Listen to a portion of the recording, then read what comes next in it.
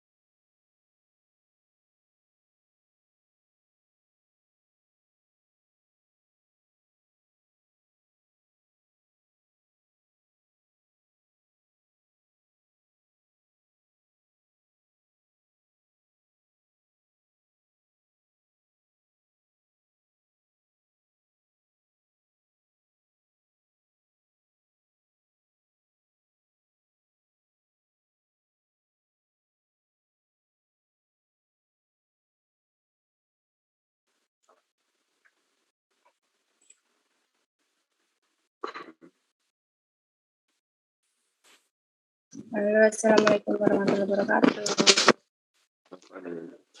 Waalaikumsalam warahmatullahi wabarakatuh.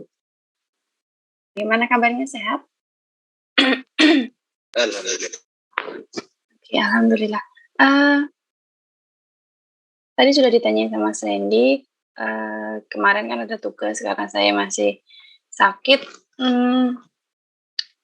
Gimana tugasnya? Ada yang bingung, ada yang belum apa namanya? Bu, saya belum ngerti gimana gitu. Atau nggak ngerti semua?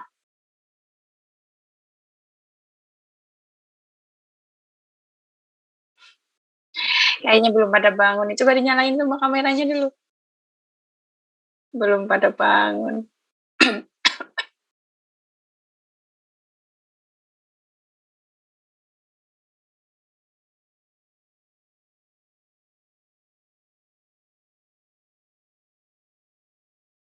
Dita, nyalain Dita. Eka. Halo Ersa. Habis potong rambut ya, Sa? Potong.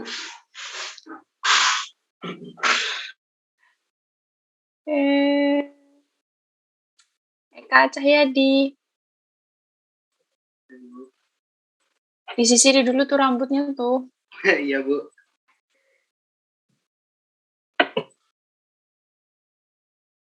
Biar ganteng disisiri dulu. Ribanza juga tuh, sisiran dulu, Za. Iya, Bu. Biar ganteng dikit gitu. Eka Cahyadi. Masih ngantuk, Hermanto? Ini Mas Randy aja ngantuk itu. Kemudian Lukman. Halo, Lukman. Halo. Allahu Akbar, suaranya masih kayak gitu. Baru bangun ya? Iya, Bu. Kayak Ersa dong, udah ngeteh tuh.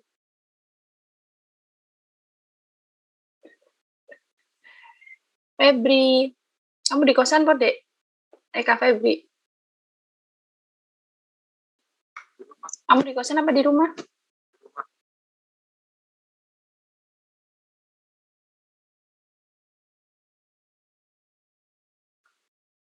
Rama Aditya. Iya, Ibu. Udah bangun? Udah cuci muka? Sudah, Bu. Sip. Lutfi. Sehat, Pi? Sehat? Sehat, Bu. Alhamdulillah.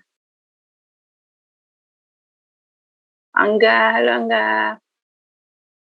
Halo, Bu. Dari rumah ya? Iya, Bu. Balik ke rumah atau emang dari awal di rumah, belum ke Jogja?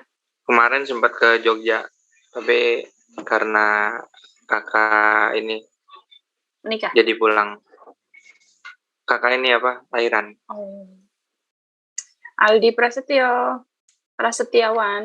Hancur, Bu. Rambutmu panjang banget itu, Dek. Ya. Allah. Coba lihat seberapa panjangnya tuh. Iya, Bu.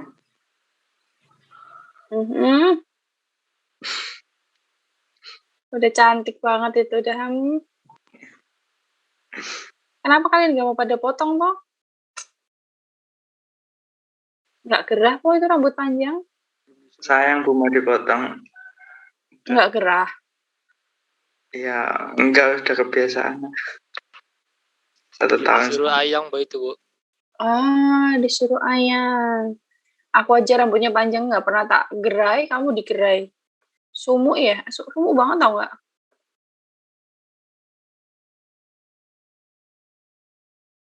Ivan belum muncul, Gita belum muncul, Jessica belum muncul, Manuel belum muncul, Priyadi, Jamil, Antares belum muncul.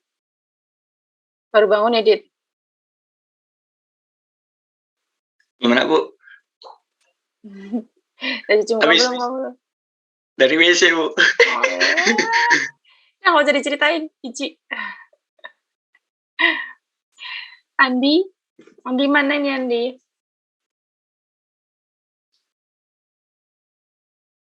Hadir, Bu. Sehat? Kurang sehat, Bu. Kenapa? Sakit gigi. Sakit gigi, nggak enak makan tuh. Lumayan sih, Bu. Kata orang mending patah hati daripada sakit gigi ya. Iya. Jamil mana nih Jamil? Alvin juga belum keluar. Antara sudah jalan-jalan aja kamu, Res. Ini Bu lagi nganter tante, Bu. Nganter tante. Tiap hari nganter tante. Tantemu kemana? Ini mau ada acara ke Ciamis, Bu. Jadi sopir ya? Iya. Sebentar lagi ke Bu, cuma paling 10 menitan lagi. Ya udah, hati-hati. Ya, baik Bu. Makasih, Bu. Manuel? Sehat, Manuel? Sehat, Bu. Itu gelap banget, nggak dibuka jendelamu. Dibuka, Bu. Kayaknya tempat kamarnya tertutup memang. Jadi cahaya matahari pun nggak masuk. Kamu di itu, Bo? Di basement, Bo? Betul. Ya sudah. Priyadi belum keluar, belum on. Alan belum on. Kamu dari mana, Priyadi? Tadi dari warung, Bu, sebentar. Ngapain? Beli roti, Bu. Kamu di Jogja ya? Enggak, Bu. Lagi di rumah. Rumah nenek. Oke.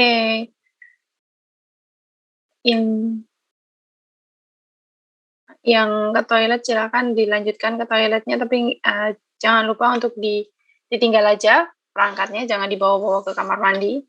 Takutnya nanti nyemplung. Atau nggak sengaja ke on videonya kan gawat tuh. Dita udah senyum-senyum tuh, jangan-jangan tadi dibawa ke toilet tadi Dita tuh. Enggak, Bu, aman, Bu. Oke. Tadi mana yang cewek? Halo Jess.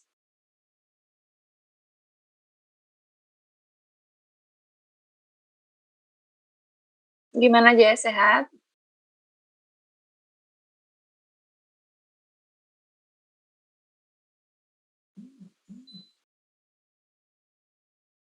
Alhamdulillah. Oke. Hari ini kita akan membahas terkait materi kita, yaitu decision tree. Kemarin mungkin Mas Randy sudah memberikan, kalau yang kuotanya terbatas bisa di-off-kan kameranya, nggak apa-apa. Silahkan di-off-kan. Nah, kemarin mungkin Mas Randy sudah memberikan sedikit tutorial, sedikit penjelasan terkait random forest di rapid manner. Nah, ini nanti kurang lebih akan dasarnya, awalnya si random forest itu. Random forest itu kan dia decision tree, tetapi jauh lebih banyak cabangnya. Tetapi yang kita pelajari ini adalah bagaimana kok bisa sebuah cabang-cabang itu menghasilkan sebuah keputusan atau sebuah prediksi. Nah, sekarang ini kita akan mempelajari tentang random forest, decision tree. Nanti decision tree itu akan menjadi salah satu model dalam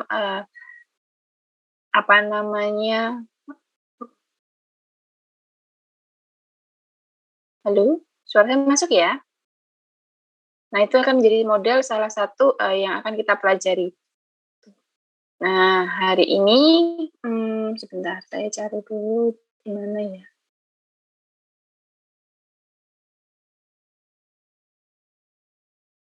Oke, kemarin juga pada awal pertemuan kita sudah belajar mengenai klasifikasi, kemudian bagaimana cara mengklasifikasi, maksud dari klasifikasi itu apa, supervised learning itu apa, unsupervised learning itu apa. Nah, ini akan saya refresh sedikit. Menurut kalian, dari yang kalian pelajari, supervised learning itu apa? Kemarin sudah sedikit belajar tentang supervised learning, unsupervised learning, gitu ya. Nah, bisa kalian jelaskan ke saya tidak supervised learning itu apa? Soalnya kan dasar banget toh.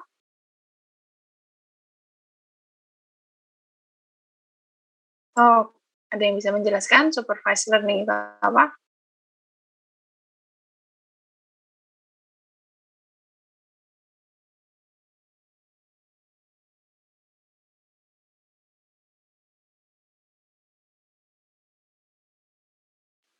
Oke, saya mau yang menjelaskan coba Yanuar. Coba dijelaskan Yanuar, supervised learning itu apa Yanuar? Supervised learning. Seingatku kayak itu Bu, pengelompokan atau apa ya? Pembagian itu Bu. Betul nggak Bu? Oke. Supervised learning hampir betul, tapi mungkin jawabannya kurang tertata. Tapi maksudnya sudah dapat ya. Kalau unsupervised learning itu apa? Bisa dijawab di Antares?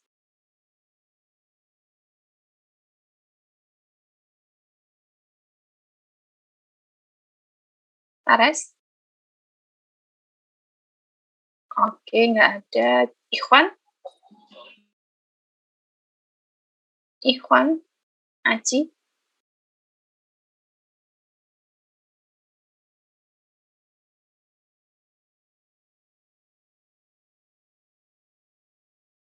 Oke. Tidak ada. Andi Andrianto? Andi Andrianto? Bisa dijawab nggak, Dek? Unsupervised learning itu apa?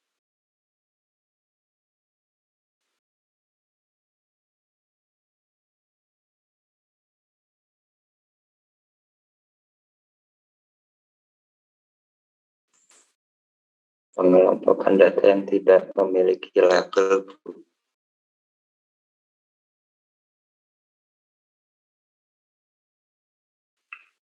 Oke, kalau jawabannya seperti itu sebenarnya kurang tepat karena kalau pengelompokan data nanti jatuhnya jadi klasifikasi gitu kan. Nah, sedangkan kalau unsupervised learning itu kita tidak perlu melabelkan, tidak perlu membagi berdasarkan kelas-kelasnya. Kita cukup menyerahkan pembagian dan pembelajaran itu pada model-modelnya. Sedangkan kalau supervised learning, kita harus diwajibkan untuk memberikan pengetahuan dulu kepada model-modelnya. Jadi misalkan ya, ada sebuah data dari pembelian tas, gitu kan. Pembelian tas. Nah, pembelian tas itu yang didata apa? Orang pembelinya yang didata seperti apa? Pertama mungkin jenis kelamin, kemudian fungsi dari tas atau jenis tas tersebut, kemudian ada juga dari bahan dari tas tersebut, kemudian ada juga dari merek ataupun tempat wilayah seseorang itu juga akan berpengaruh terhadap kesukaan atau favorit dari suatu benda. Misalkan ya, seperti ini. Kalau kalian lihat, kalau kalian perhatikan gitu, kalau yang berasal dari Klaten atau dari Solo, dari Jogja gitu, pasti banyak banget motor Scoopy, kemudian pasti banyak banget motor yang sejenis-jenis itu. Tetapi kalau kalian ke tempat lain, belum tentu, misalkan di Kebumen atau di Cilacap, itu belum tentu jumlah pembeli Scoopy sebanyak yang di Klaten. Jadi nanti kita itu bisa membuatkan sebuah prediksi di wilayah mana yang terbanyak membeli atau yang banyak favorit dari sebuah barang tertentu. Nah, itu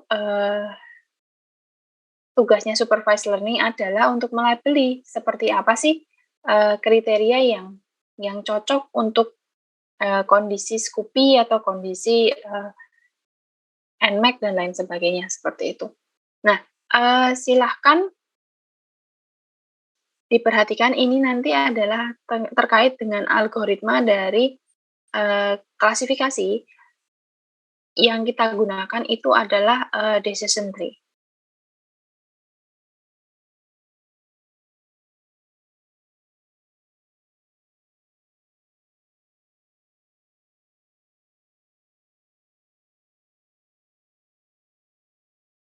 Oke, sudah terlihat? Udah, Bu. Oke, tunggu sebentar ya.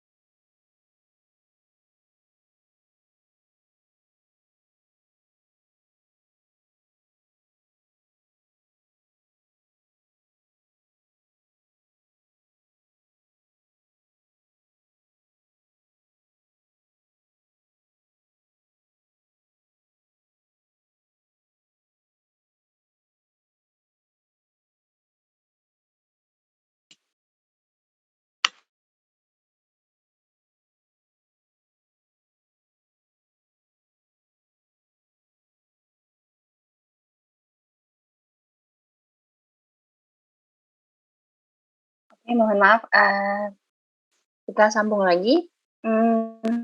Hari ini kita akan bahas mengenai decision tree. Kemudian setelah kita pembahasan ini nanti akan ada kuis, silahkan nanti dicek di e-learning. Sekarang belum saya show-kan, masih saya hide. Nah, nanti itu akan membahas terkait bagaimana sih kalau misalkan ada sebuah kasus, kemudian bagaimana penyelesaian masalahnya menggunakan decision tree tersebut. Gitu.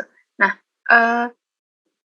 apakah ini sudah diimplementasikan menggunakan rapid manner? Belum, karena ini adalah dasar dari penalarannya gitu ya. Jadi kalau misalkan sekarang sudah dapat maknanya, nanti menggunakan rapid manner akan jauh lebih mudah. Lagi pula kemarin juga sudah dipelajari mengenai penerapan rapid manner menggunakan random forest.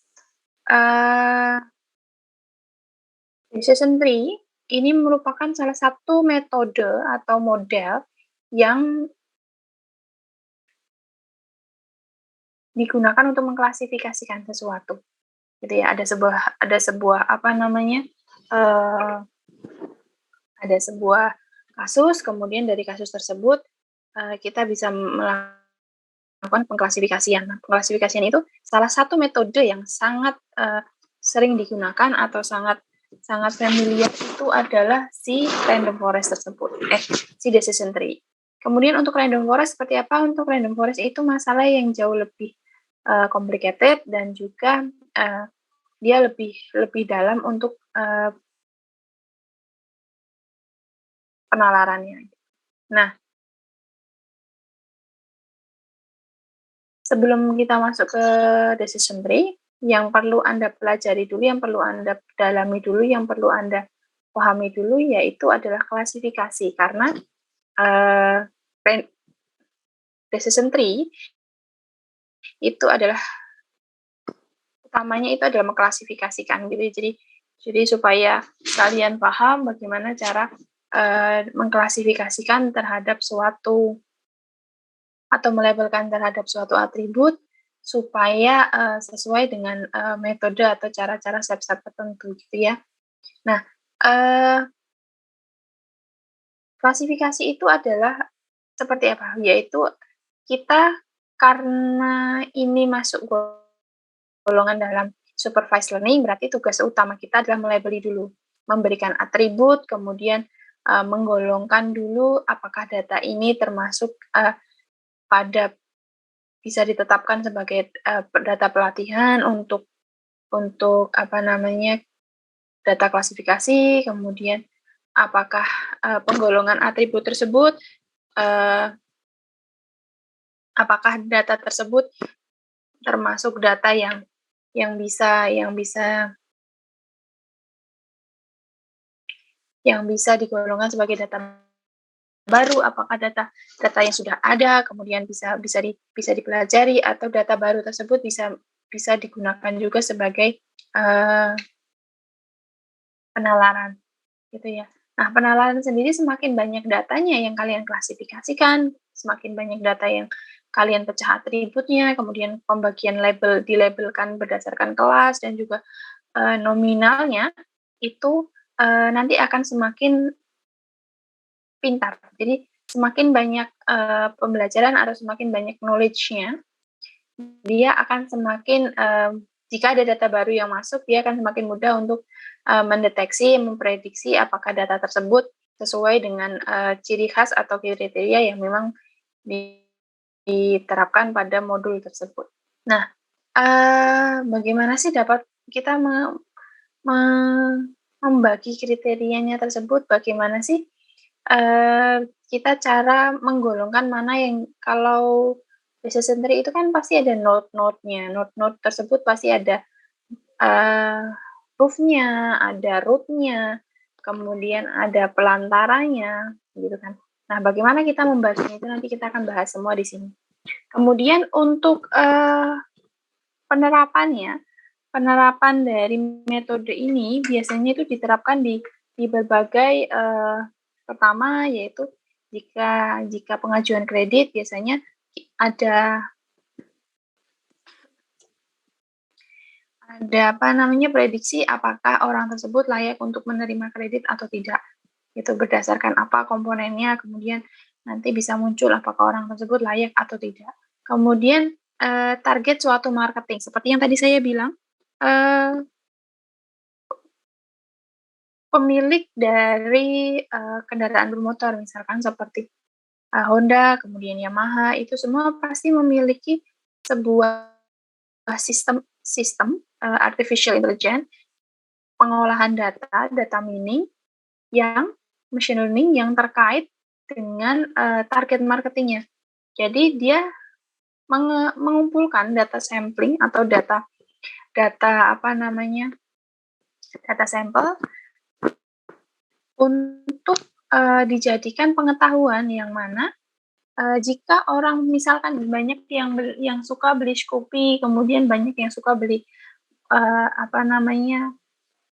Aerox, kemudian ada banyak yang suka beli di suatu tempat, banyak yang suka beli NMAX. Nah, itu belum tentu di suatu tempat lain itu akan sama juga menghasilkan data kendaraan favoritnya itu sama seperti di suatu kota tertentu. Jadi penerapan dari pembagian dari sebaran kendaraan bermotornya itu pasti akan disesuaikan dengan kriteria dan juga pasar market dari minat dari orang-orang sekitar di situ. Jadi kalau misalkan ada kendaraan baru nih, ada Scoopy, all new Scoopy Grass gitu misalkan. Terus memang yang banyak disediakan di mana? Pasti daerah Solo, Jogja, Klaten, Boyolali dan sekitarnya.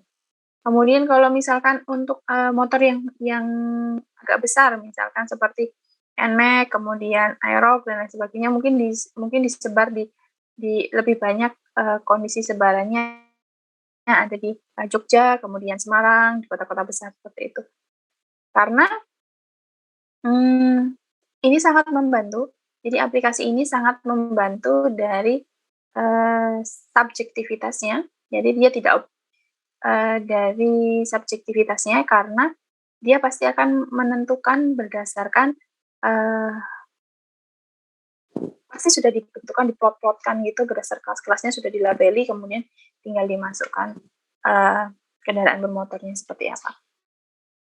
Kemudian ada diagnosa medis yang mana untuk mendiagnosa apakah orang tersebut biasanya diabetes, apakah orang tersebut ada kanker ataukah ada malaria dan lain sebagainya. Itu diagnosa medis. Bisa juga kita menggunakan decision tree ini. Kemudian analisis keefektivitasan suatu tindakan. Misalkan di sini Anda seorang atlet, kemudian dari atlet tersebut Anda kan melakukan pemanasan, melakukan olahraga, kemudian di sana dapat dihitung berapa keefektivitasan dari suatu olahraga, suatu pemanasan, atau suatu makanan yang dimasukkan ke dalam tubuh atlet, apakah itu memberikan efek yang luar biasa bagus atau biasa saja, atau tidak memberikan efek sama sekali, gitu. Nah, sampai di sini ada yang mau ditanyakan terkait dengan klasifikasi? Masih panjang ini.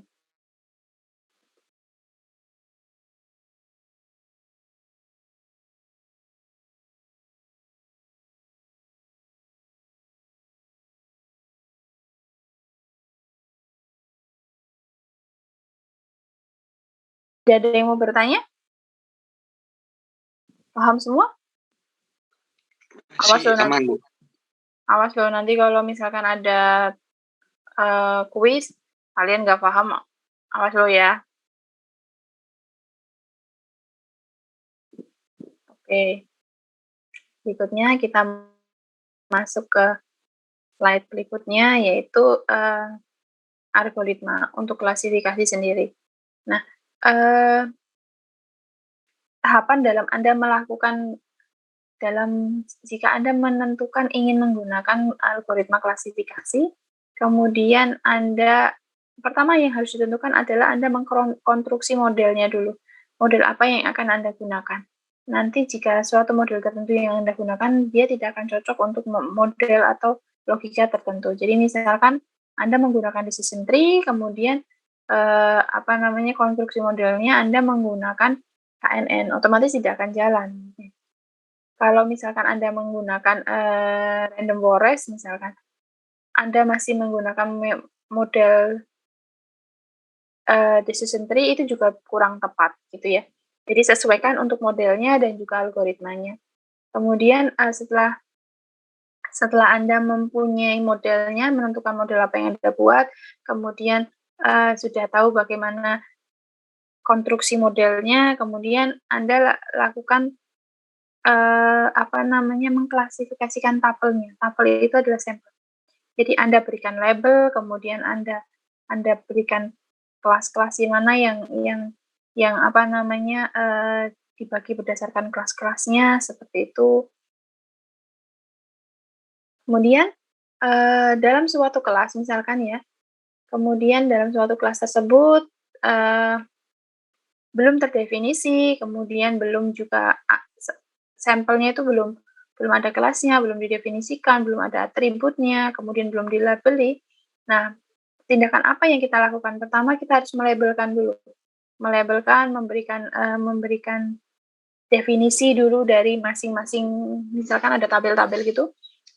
Anda deskripsikan dulu tabel-tabel tersebut. Itu fungsinya untuk apa, menjelaskan apa, isi datanya apa saja. Anda jelaskan dulu setiap dari tabel-tabel atau sampel-sampel yang ada dalam tabel tersebut.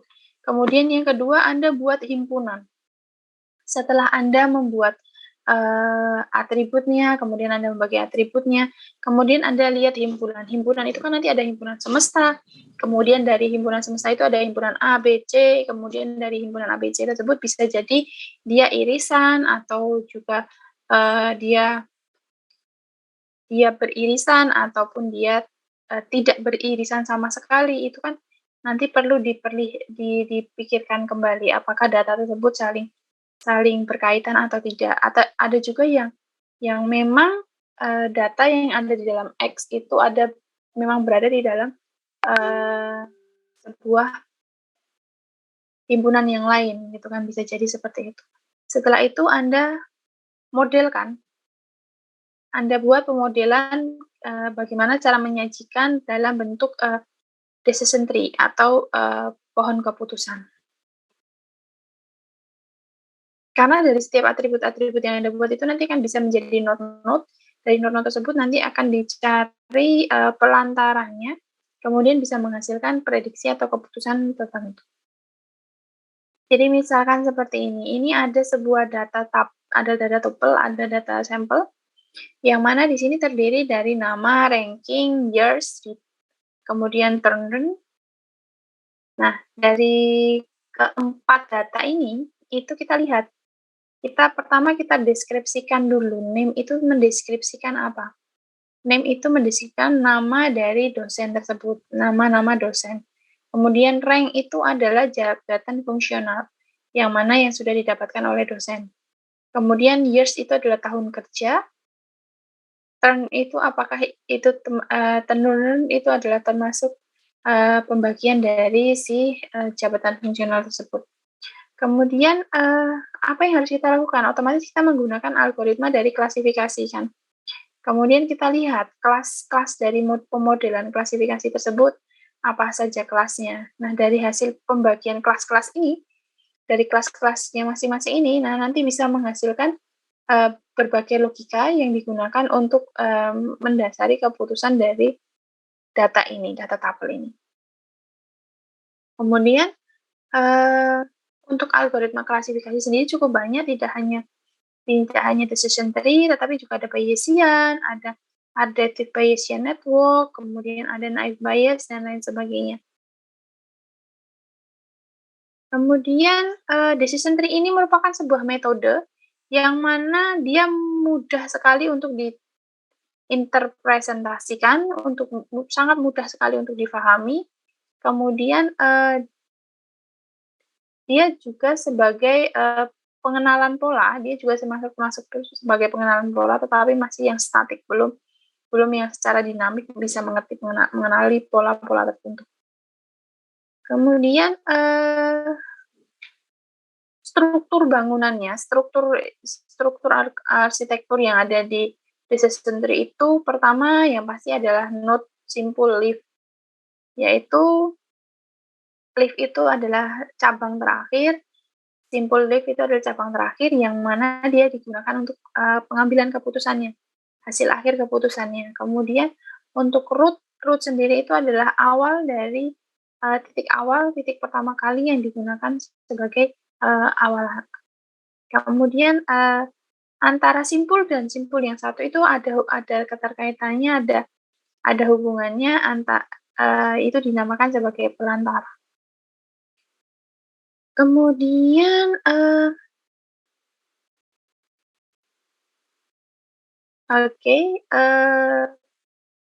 decision tree ini sebenarnya sebuah metode rekursif yang dari top down, jadi memang harus diprediksinya itu dari atas ke bawah, tidak boleh dibalik. Nah, seluruh contoh tersebut ada pembagiannya. Pertama, pelatihan dimulai dari simple root, jadi kalian harus menentukan dulu mana rootnya. Nanti ada rumus untuk menentukan rootnya. Anda tentukan dulu bagaimana rootnya, kemudian dari root tersebut Anda bisa menghasilkan kategori mana sih yang bakal digunakan dulu gitu kan. Kemudian dari atribut ya, kan kalian sudah melabeli berdasarkan atribut. Nah, dari atribut tersebut silahkan kalian deskripsikan gitu kan. Kemudian secara jelas, kemudian kalian buat partisi-partisinya, misalkan ya dibuat partisi dulu, dibagi, dipecah-pecah dulu. Kemudian setelah itu Anda baru melakukan pengukuran atau uji coba. Kemudian untuk pembentukan tree sendiri, pertama Anda harus memperjelaskan dulu bagaimana decision tree menyusun, kemudian menentukan node awalnya itu kan perlu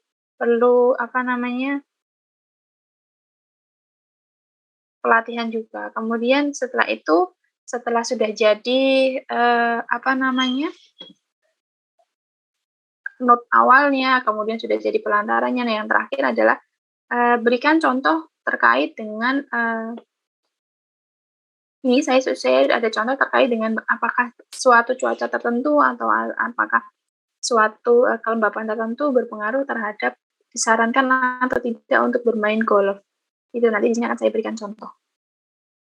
Nah, di sini saya punya data, yaitu ada data yang berupa tabel, yang mana tabel itu pertama dia pembagian atributnya berdasarkan ada outlook atau cuaca, kemudian ada temperatur, kemudian ada humidity atau kelembapan udara, ada windy, kemudian ada saran berupa dia boleh main atau tidak.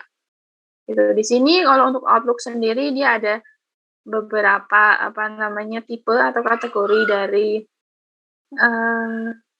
cuaca, yaitu ada sunny, overcast, rain, kemudian untuk temperatur dia ada hot, mild, and cold. Humidity sendiri dia ada high, normal. Jadi kalau tinggi itu dia apakah boleh bermain football atau tidak. Kalau dia normal apakah boleh main football atau tidak. Kemudian untuk beranginnya sendiri berangin itu juga akan berpengaruh. Di sini kan banyak false. Apakah false selalu false itu maka tidak boleh bermain? Tidak, seperti yang di data nomor 3, windy-nya false. Kemudian tapi dia masih boleh bermain gitu ya. Karena cuacanya overcast, kemudian panas dan humidity-nya tinggi gitu. Jadi dia boleh bermain. Nah, sampai di sini ada yang ditanyakan tentang data ini. Nanti kalau misalkan ada yang ditanyakan, silakan tanyakan dulu.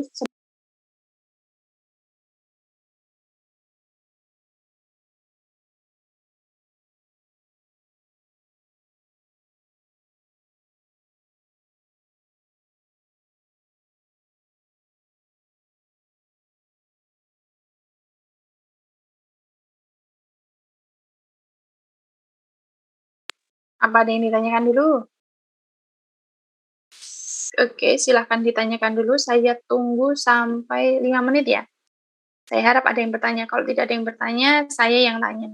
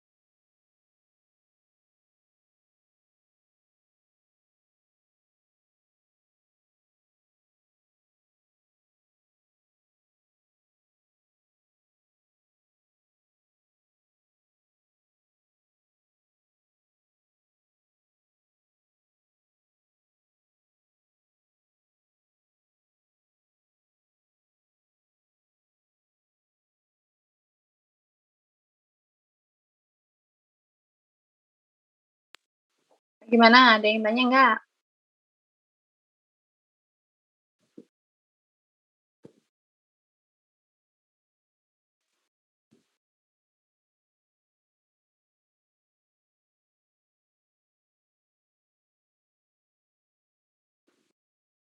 Tidak ada yang bertanya?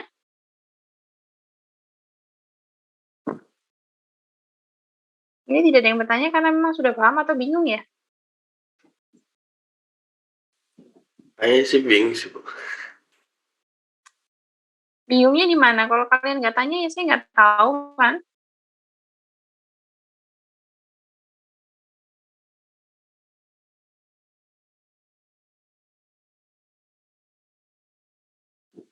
Halo.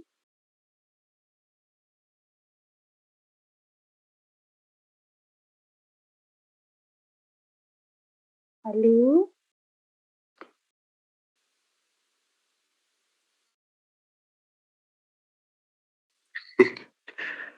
Gimana ya, Leng? Ini kemana sepi sekali? Bingung juga Bu mau bertanya apa.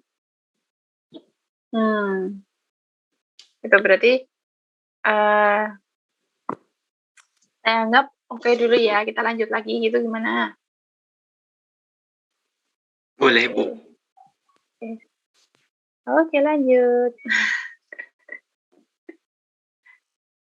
Oke. Oke, nah dari data sini nanti kita lakukan bagaimana cara kita mendeteksi, membagi data-data ini, mengolah data-data ini sesuai dengan model yang sedang kita bahas, yaitu decision tree, gitu ya. Nah,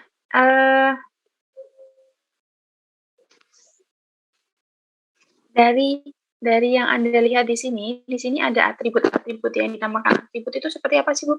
Yang dinamakan atribut itu ya outlook itu atribut, kemudian temperatur itu atribut, kemudian humidity itu atribut gitu ya. Jadi nanti jangan sampai salah persepsi gitu. Kemudian play don't play itu juga atribut gitu ya. Nah, setelah itu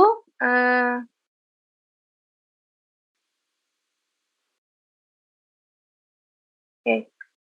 Pertama yang pertama kita lakukan yaitu adalah kita lakukan pembentukan tree. Pembentukan tree dari apa? Dari data yang ada di sini. Nah, seperti yang tadi saya bilang bahwa kita harus tahu tuh yang mana atributnya. Kalau data seperti ini kan Anda belum tahu tuh yang belum tahu seperti apa prosesnya. Nah, ini Anda harus bisa melabelkan dulu mana yang Anda bisa yang dimaksud dengan atribut, mana yang juga dimaksud dengan nilai atau kondisi gitu ya. Nah, untuk outlook sendiri seperti yang Anda lihat, ini outlook adalah atribut 1, kemudian temperatur adalah atribut 2, humidity adalah atribut 3, windy itu adalah atribut 4, dan play or no play itu adalah atribut 5 gitu ya. Kemudian setelah Anda menemukan atributnya, apa yang harus Anda lakukan? Yang harus Anda lakukan yaitu adalah melakukan pengecekan terhadap nilai atau terhadap datanya itu seperti apa? Data yang digunakan dalam atributnya itu seperti apa? Apakah jika misalkan Outlook itu isinya data apa? Isinya adalah ada 3 jenis, yaitu adalah sunny, overcast, rain, kemudian kalau temperatur itu apa? Dibagi menjadi 2, yaitu adalah dibagi menjadi 3, yaitu adalah cold, mild, dan hot. Gitu. Kemudian humidity sendiri dibagi menjadi berapa? Dibagi menjadi 2, yaitu kelembapan tinggi dan juga kelembapan sedang atau normal gitu ya. Kemudian untuk berangin atau windy itu kita bagi berdasarkan apakah dia berangin atau tidak gitu kan. Cuma dibagi menjadi 2, yaitu berangin dan tidak. Sedangkan bermain golf sendiri itu dibagi menjadi 2, yaitu play and don't play. Gitu. Nah, itu semua harus Anda deskripsikan. Pendeskripsiannya seperti apa? Pendeskripsiannya itu seperti ini. Anda buat dulu, Anda buat sebuah tabel atau Anda buat sebuah pembagian gitu. Kemudian Anda jelaskan atributnya apa, kemudian nilai yang muncul dari data tersebut itu apa saja. Anda bagikan, Anda buat kategori-kategori untuk dapat melihat mana sih yang nanti akan menghasilkan boleh bermain, prediksi boleh bermain atau tidak boleh bermain golf. Yaitu kondisi yang mana. Kemudian yang berikutnya yaitu langkah-langkah yang dibutuhkan untuk membuat sebuah data seperti tadi bisa berwujud menjadi sebuah tree atau dapat berwujud menjadi pohon keputusan. Pertama, Anda harus menentukan node-node-nya dulu. Nah, node yang terpilih itu akan mendapatkan nilai entropy. Jadi nanti yang digunakan untuk menentukan nih yang menjadi nilai atau node root-nya itu berdasarkan dari nilai enterotopinya. Nah, nilai enterotopi itu nanti akan dihitung berdasarkan data yang ada, berapa jumlah data yang berada, kemudian berdasarkan itu baru bisa ditentukan nilai enterotopinya. gitu. Kemudian dari menentukan node kita masuk yang berikutnya, yaitu adalah melihat keterangan. Jadi tidak hanya selalu apakah dia boleh bermain golf atau tidak. Jadi kita lihat pertanyaan tersebut, kalau boleh bermain golf itu berarti pernyataan positif, sedangkan kalau tidak boleh bermain golf itu berarti pernyataan negatif, gitu ya. Kemudian dari sini kita masuk ke perhitungan untuk menentukan node-nya, kita tentukan nilai untuk enterotopinya, gitu ya. Nah, nanti di sini Anda bisa lihat perhitungan nilai logaritma dari prinsip-prinsipnya, misalkan ada log 2 pangkat 1 itu adalah 0, kemudian log 2 pangkat 2 itu 1, kemudian log 2 pangkat 4 itu adalah 2, dan seterusnya. Kemudian di sini ada rumus. Nah, rumus ini silahkan kalian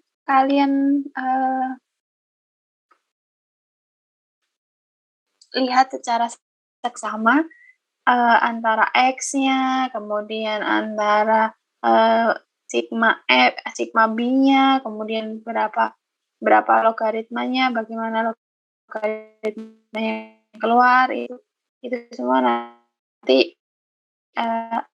akan digunakan.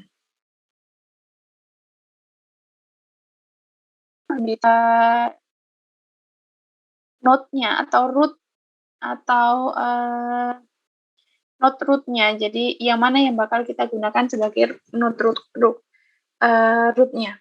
Pertama Anda harus bagi dulu, Anda ambil dulu atribut pertama, apakah dia outlook, apakah dia sunny, apakah dia temperaturnya seperti apa, kemudian apakah humidity-nya seperti apa, nanti silahkan kalian lihat dulu.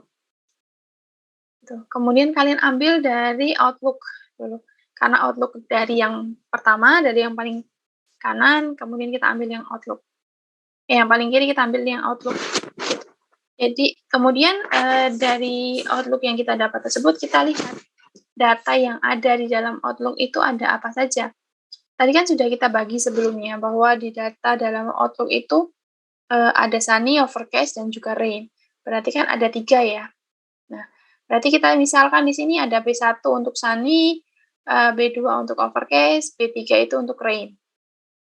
Gitu. Nah, dari sunny tersebut dapat 2 itu dari mana? 2 itu diambil dari jadi seperti ini, kenapa kok yang bermain dan tidak bermain tidak diambil? Karena di sini nanti untuk menentukan data tersebut digolongkan sebagai negatif atau positif, gitu ya. Nah, kemudian kita ambil dulu satu dulu. Outlook kita ambil dulu sunny-nya dulu, kemudian baru nanti kita ambil overcast-nya, setelah itu kita ambil rain-nya.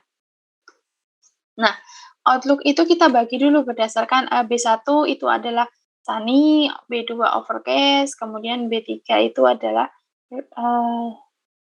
rain.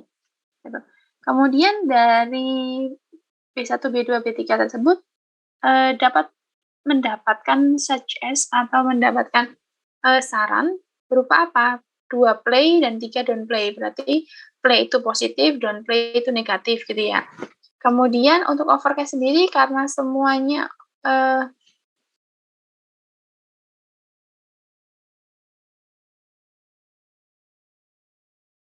untuk overcast sendiri ada 1, 2, 3, 4, berarti overcast sendiri ada 4.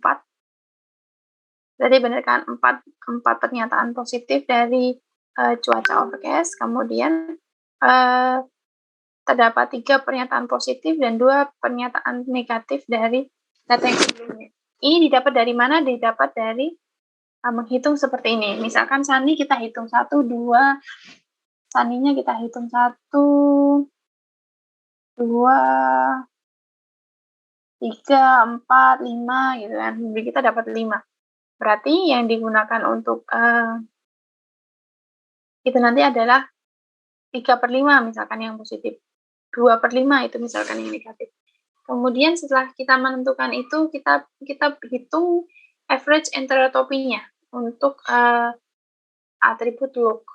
Jadi kita temukan seperti ini, 5 itu berasal dari 2 ditambah 3, itu 5. Kemudian 14 itu adalah jumlah total seluruh data dari Outlook. Kemudian dikurangi, itu sama seperti rumusnya, dikurangi 3/5. Nah, setelah di awal itu digunakan, berarti yang kedua itu adalah pernyataan positifnya. Tetapi kenapa kok negatif di situ Bu rumusnya? Karena rumus awalnya itu adalah sigma C dikurangi B N BX sama NB gitu kan. Kemudian kita dapatkan 5/14 dikurangi 3/5, logaritma 2 3/5, kemudian 2/5 logaritma 2/5, seterusnya hingga kita mendapatkan hasil yaitu 0,686. Tuh. Nah, sampai di sini ada yang mau ditanyakan?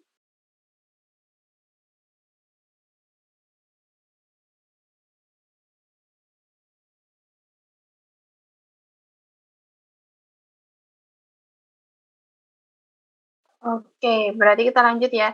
Nah, itu untuk Outlook. Outlook sendiri berarti terus kita masuk ke temperatur. Sama sih, kurang lebihnya sama. Pertama kita harus deskripsikan temperatur itu isinya apa saja. Kemudian dari isi apa saja tersebut, berapa kali dia sering muncul. Kemudian berapa kali dia mendapatkan yes, gitu nanti kalian lihat. Kemudian di sini ada B1 untuk hot, B2 untuk boiled, mild, kemudian B3 itu untuk cold.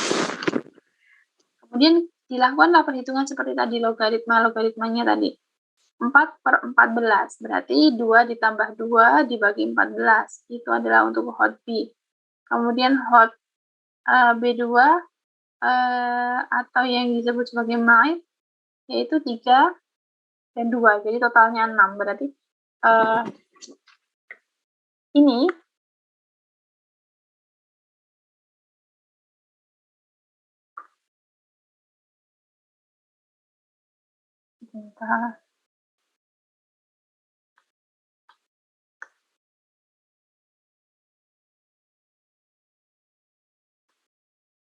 Oke, Anda bisa lihat.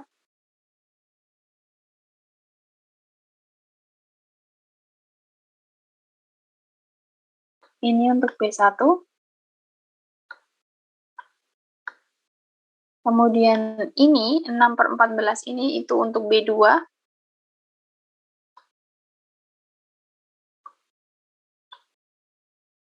Kemudian yang terakhir ini 4/14 ini dia adalah B3 atau cold.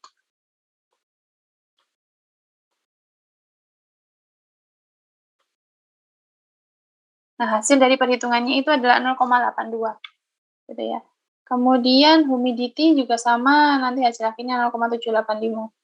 Untuk windy juga sama 0,9. Nah, setelah Anda menghitung ini, kemudian Anda dapat menghasilkan seperti ini. Untuk Anda membuat dari hasil tersebut, Anda bisa membuat tabel untuk average interrotop sebagai nanti yang mana sebagai root atau tidak, memutuskan sebagai root atau tidak. Nah, yang didapatkan itu adalah apa? Outlook itu adalah besarnya 0,685, kemudian 86, kemudian temperatur itu 0,872, kemudian humidity itu 4,85, dan windy-nya itu 0,922. Nah, yang digunakan sebagai root itu adalah data yang paling kecil yang dimiliki oleh si atribut tersebut. Dia memiliki nilai enterotop yang paling kecil. Bisa Anda lihat di sana nilai enterotop paling kecil ada di Outlook. Berarti dia nanti yang akan menjadi root-nya. Nah, karena kita sudah mendapatkan di sini Outlook yang kita gunakan sebagai data root, root-nya atau utamanya atau yang pertama. Kemudian kita mulai menggambarkan. Nah, penyusunan awal tree-nya seperti ini, karena kita sudah dapat atributnya, kemudian kita pecah, apakah sunny, apakah overcast, apa rain. Itu kita bagi menjadi 3. Kemudian didapatkan data seperti ini. Untuk sunny, datanya itu adalah 0,1, data nomor 0, data nomor 01, data nomor 02, data nomor 08, data nomor 09, dan data ke-11. Overcast juga sama karena dia ada 4, ada data ke-3, 7, 12, dan 13.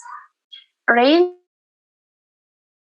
sendiri itu ada 5 data yang menampilkan data rain itu, yaitu nomor 4, 5, 6, 10, dan 14. Nah, dari data ini, apa yang harus kita lakukan lagi? Yang harus kita lakukan adalah kita cari cabang selanjutnya dari sunny sendiri. Kita lihat dari sunny. Data sendiri itu dapat sifatnya juga membawa sifat bawaan, yaitu ada positif dan negatifnya, yaitu apakah dia boleh bermain permen atau tidak, seperti itu. Kemudian pasti semuanya memiliki leaf node. Kemudian tetapi yang dimasalahkan adalah leaf tersebut adalah pengecekannya secara satu persatu. Nah, dari data yang didapatkan ini nih, outlook yang kita dapat ini, itu bisa mendapatkan data seperti ini. Ini outlook sunny, kita bisa lihat ada 5 kategori, 5 data, yang mana data pertama itu hot, kemudian mild, cold, and mild. Itu adalah 3 data, itu adalah 5 data yang akan kita olah lagi untuk mendapatkan node berikutnya. Kemudian kita lakukan perhitungan ya. Nah, karena kita sudah mendapatkan atribut outlook untuk sebagai root-nya, maka yang kita lakukan perhitungan yaitu adalah di 3 data di atas. Yang pertama kita atribut di atas. Yang pertama kita checking atribut, sama seperti tadi kita cek ada berapa hasilnya B1, B2, B3, kemudian dari B1, B2, B3 tersebut pernyataan positifnya yang mana, negatifnya yang mana, itu harus dipaparkan untuk dapat menghasilkan perhitungan seperti ini. Hasilnya itu adalah untuk temperatur 0,4, kemudian untuk humidity-nya 0, kemudian untuk windy-nya itu adalah 0,31705. Kemudian setelah kita temukan, kita cek kembali untuk average enterotopinya. Kita cek lagi average enterotopinya, mana yang nilainya paling rendah, yaitu adalah humidity. Ya, jika humidity berarti jawabannya yaitu hanya ada 2, yaitu high dan normal.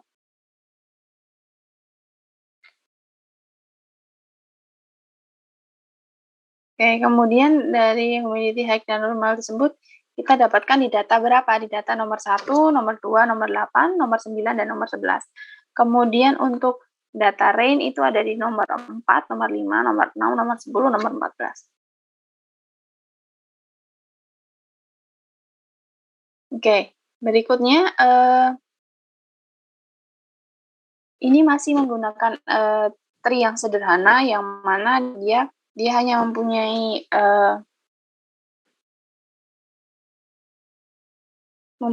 nilai, kemudian dari nilai enterotopnya tersebut bisa diarahkan apakah dia masuk ke dalam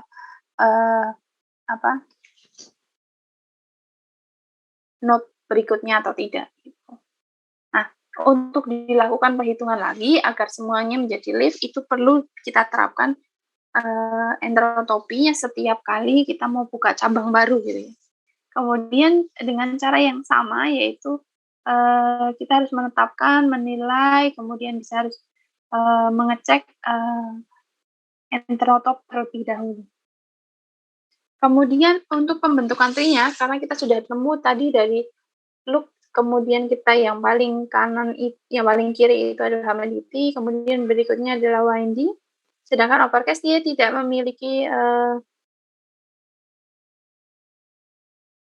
perantara yang lain, tetapi dia langsung ke hasil akhir. Kalau overcast dia berarti boleh main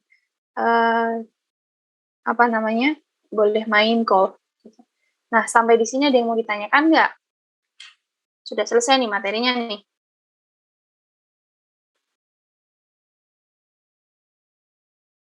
Tidak ada yang mau ditanyakan? Bu, permisi Bu. Untuk PPT-nya boleh diminta nggak Bu? Boleh dong, nanti saya share.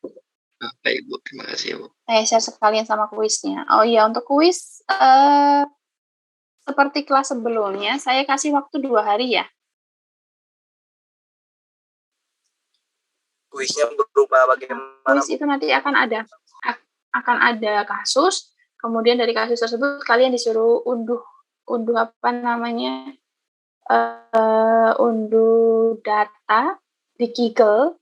Kemudian dari data tersebut silahkan kalian deskripsikan seperti saya tadi tuh. Kan saya tadi ada data tabel gitu kan, dari tabel tersebut nanti saya deskripsikan dulu mana yang atributnya, kemudian dari atribut tersebut saya pisah lagi dari isi satu atribut tersebut ada isinya apa saja, berisikan apa saja gitu kan. Nah, itu sama nanti kasus mau sama persis seperti yang ada di saya contohkan di dalam PPT. Nanti PPT-nya tetap saya saya share ke kalian, silahkan kalian itu dibuat contoh kalian untuk mengerjakan kuisnya. Nah, sampai di sini mau ditanyakan dulu nggak? Mau izin bertanya Bu.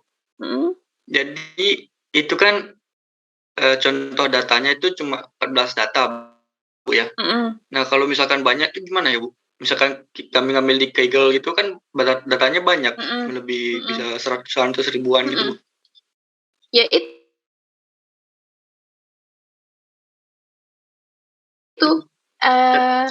kalian cek satu-satu.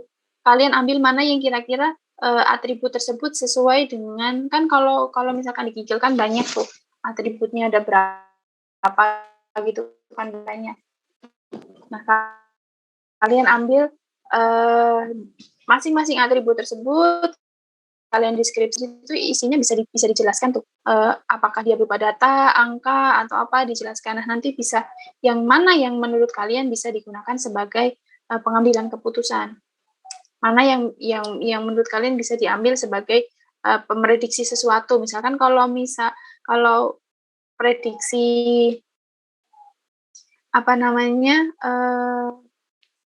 ini kan nanti suruh membahas tentang prediksi penjualan tanah gitu kan ya di sebuah perusahaan. Nah, berarti kalau tanah itu apa yang bisa kita mendeskripsikan, oh tanah itu cocok untuk saya gitu, apa saja, boleh dari harga, boleh dari ketinggian, lokasi, ini semua itu kan banyak kan tuh. Bingung ya?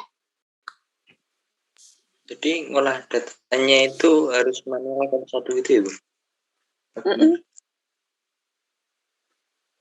Kan ini memang masih kuis manual, memang masih kuis kan? Iya, dibaca satu persatu, dicek satu persatu. Berarti nanti kita tentukan sendiri ya Bu, atributnya yang mana aja yang mau dipakai. Oh iya, baik. Kalau misalkan terlalu banyak datanya, atributnya terlalu banyak, kita lihat mana yang nggak berfungsi, yang berfungsi, yang mana kita cek. Tapi jangan sampai salah menghilangkan ya. Tiba-tiba kalian menghilangkan data yang memang sangat berfungsi gitu kan, malah nanti tidak menemukan hasil gitu kan.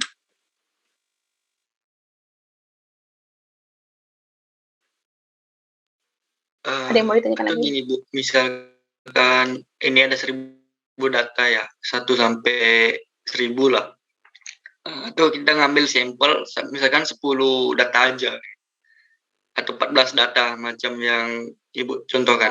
Atau gimana? Sebenarnya kalau datanya banyak banget gitu, misalkan datanya sampai 1000, 20.000 gitu, bisa kalian ambil sampel 15, Kayak saya tadi punya kan 14 gitu kan, terus 20 gitu nggak apa-apa. Tapi ngambil sampelnya itu yang kalau misalkan jangan sampai kalian tiba-tiba ngambil sampel, misalkan tadi Outlook ya, misalkan seperti Outlook isinya Sunny semua, kan nanti nggak bisa dipelajari toh. Intinya paham maksudnya. Nah, jadi kalian ambil contoh, kalau misalkan ada 1000 data nih, kalian ambil contoh-contoh tetapi mewakili semua isi yang ada di sana. Itu misalkan di sana ada isinya seperti tadi, sebenarnya itu dari datanya ada ribuan data. Nah, tapi saya cuplikin yang memang ada contoh untuk Sunny, ada contoh untuk Overcast, ada contoh untuk untuk humidity juga sama. Kita lihat contoh humidity-nya seperti apa, jangan cuma high semua yang muncul nanti malah gitu. Paham? Paham. Oke.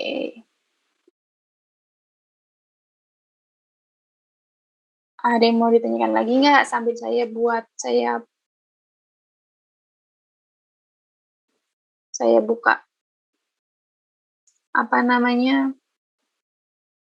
e-learning-nya.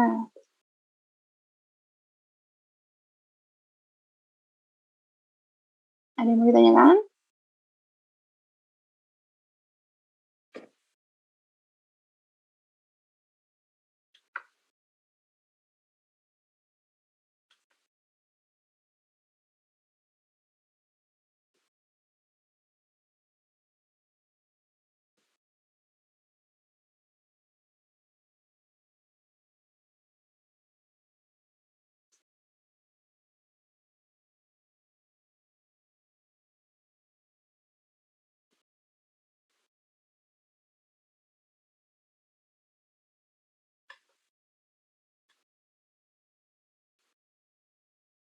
Oke, ini pengerjaannya mulai dari hari ini tanggal 8 Maret sampai tanggal 10 Maret.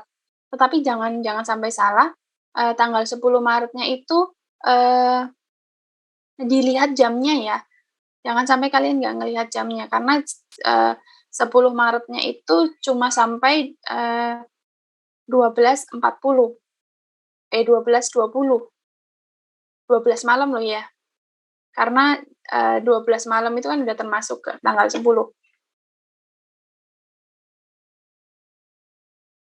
Paham nggak? Paham. Iya, paham. Oke.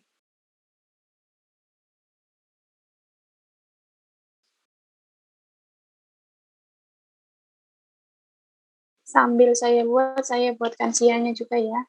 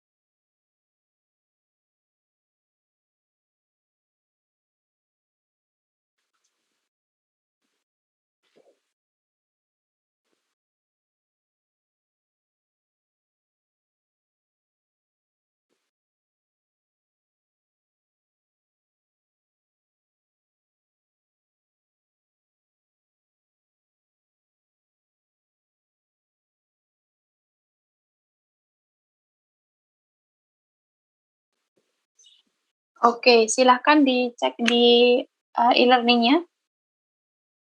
Sudah saya upload Di sana nanti kalian suruh ambil data di Kikl.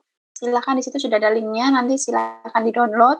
Nah, nanti dari data di Kikl tersebut bisa kalian lakukan analisis dulu, di mana data tersebut, kemudian data tersebut seperti apa, gitu ya.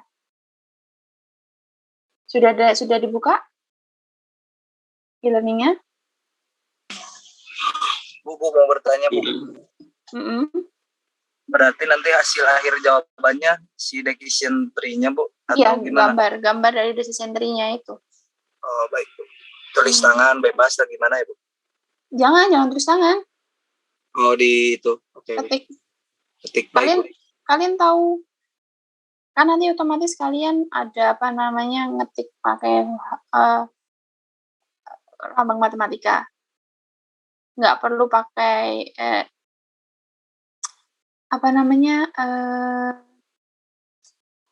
pakai Word aja bisa buat nulis simbol-simbol matematika kok, Dek.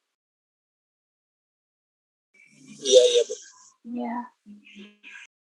Oke.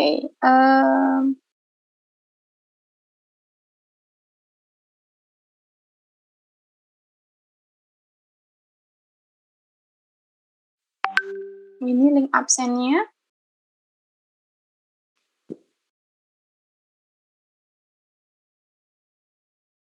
Kemudian kalau misalkan ada yang belum bisa, misalkan seperti ini ya,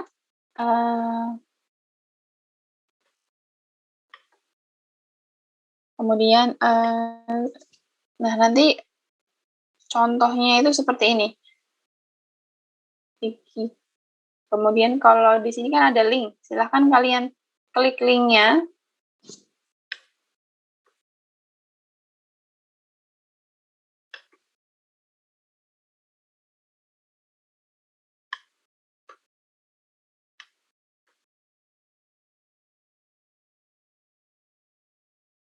Bentar, muncul nggak di download seperti itu. Nah, di sini kan ada banyak datanya tuh. Nah, kalian deskripsikan maksud dari data ini apa, kemudian ini kan atributnya juga lumayan banyak, kalian tentukan juga atribut ini maksudnya apa, kemudian bagaimana cara menentukannya sesuai atau tidaknya terhadap kondisi saat ini seperti apa.